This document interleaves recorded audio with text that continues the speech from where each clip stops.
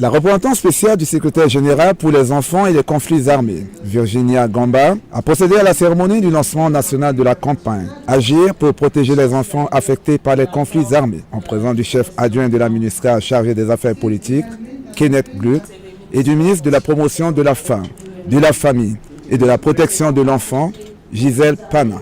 à la base logistique de la MINUSCA à Bangui, jeudi 2 mai. On est sûr que le code de protection de l'enfant sera adopté cette année et que cette question justement de victimisation des enfants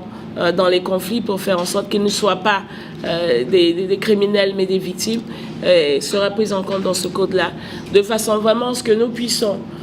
grâce à vous,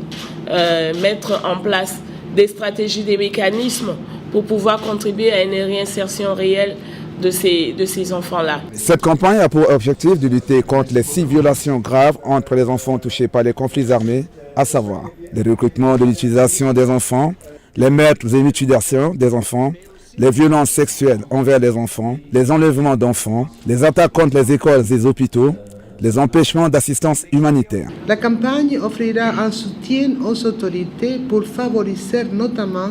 la mise en œuvre d'engagements internationaux menant entre autres à l'adoption d'un code de la protection de l'enfant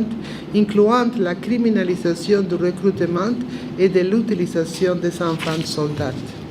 En parallèle, l'engagement auprès des groupes armés visera à mettre fin et à prévenir les 6 violations graves et à obtenir la libération de tous les enfants recrutés et utilisés durant les conflits. Virginia Gamba a effectué une mission à Kagabandoro dans la préfecture de la Nana-Gribizi, située à 337 km au nord de Bangui, afin de rencontrer les enfants libérés par les groupes armés, recevant des services réintégration et de faire le constat du travail des acteurs de la protection de l'enfant vendredi 3 mai.